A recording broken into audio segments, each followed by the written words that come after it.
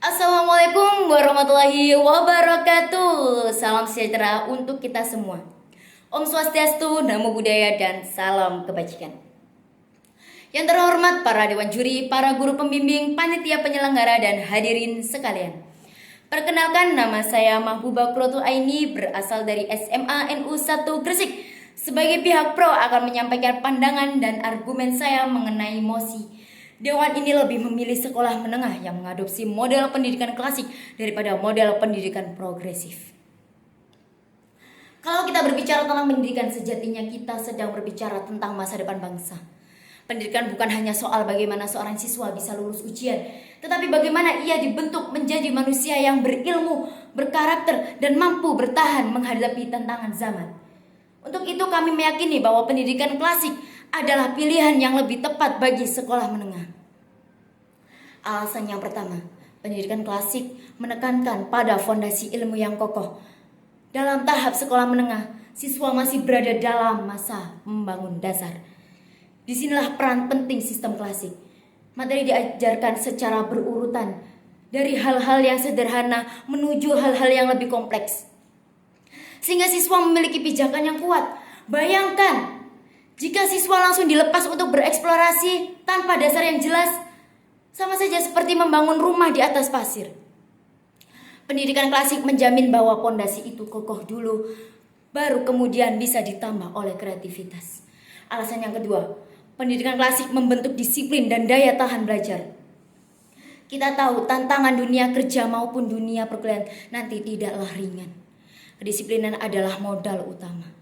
Dan pendidikan klasik, siswa terbiasa dengan jadwal yang teratur, tugas yang konsisten, dan aturan yang jelas. Hal ini menumbuhkan kebiasaan serius, rasa tanggung jawab, serta ketekunan. Kalau progresif, cenderung terlalu bebas. Maka klasik melatih anak untuk mampu menghadapi tekanan dan tuntunan nyata di luar sana. Alasan yang ketiga, pendidikan klasik menjamin standar yang merata untuk semua siswa. Kita harus jujur, kondisi pendidikan di Indonesia sangat beragam. Tidak semua sekolah punya fasilitas yang lengkap, akses internet yang cepat, atau guru yang bisa mendampingi eksplorasi bebas. Kalau kita serahkan pada model progresif, ada kemungkinan siswa-siswa dari daerah tertentu yang tertinggal jauh. Berbeda dengan model klasik di mana guru-guru memegang kendali penuh dan memastikan setiap siswa menerima materi inti yang sama. Ini lebih adil, lebih merata, dan lebih realistis untuk kondisi negara kita.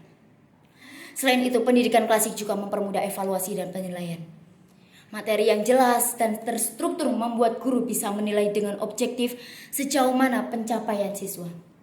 Evaluasi bukan sekedar angka, tetapi juga alat untuk mengukur dan memberikan perbaikan. Dengan pola klasik, penilaian itu lebih terukur, bukan sekedar subjektif atau bergantung pada kreativitas semata. Tentu saja pihak kontra akan mengatakan bahwa pendidikan progresif lebih modern, lebih kreatif, dan lebih dekat dengan dunia nyata. Kami tidak menolak pentingnya kreativitas, tetapi izinkan saya mengingatkan bahwa kreativitas tanpa dasar pengetahuan hanyalah seperti bunga yang indah tapi mudah layu. Sementara pendidikan klasik memastikan bahwa akarnya kuat dulu, sehingga apapun cabang dan bunga yang tumbuh di atasnya akan bertahan lama. Dan lagi, pendidikan klasik bukan berarti ketinggalan zaman. Dengan teknologi saat ini, pendekatan klasik bisa dipadukan dengan metode modern tanpa menghilangkan esensi utamanya, yaitu dasar yang kuat, disiplin, dan keteraturan. Artinya klasik tetap relevan, bahkan lebih relevan ketika kita sadar bahwa kebebasan harus diimbangi dengan landasan yang jelas. Saya ingin menutup dengan sebuah renungan sederhana. Bangsa yang besar adalah bangsa yang menghargai ilmunya. Dan ilmu yang kokoh hanya bisa tumbuh dari akar yang kuat, bukan dari percobaan-percobaan bebas yang rapuh. Pendidikan klasik menawarkan akar itu. Disiplin, pengetahuan dasar yang jelas, serta standar yang semata. Ilmu bekal yang harus dimiliki oleh siswa Indonesia untuk bisa melangkah ke masa depan. Oleh karena itu kami dengan tegas menyatakan bahwa pendidikan klasik jauh lebih dipilih dan diterapkan di sekolah menengah daripada pendidikan progresif. Sekian argumen yang dapat saya sampaikan. Terima kasih atas perhatiannya. Wassalamualaikum warahmatullahi wabarakatuh.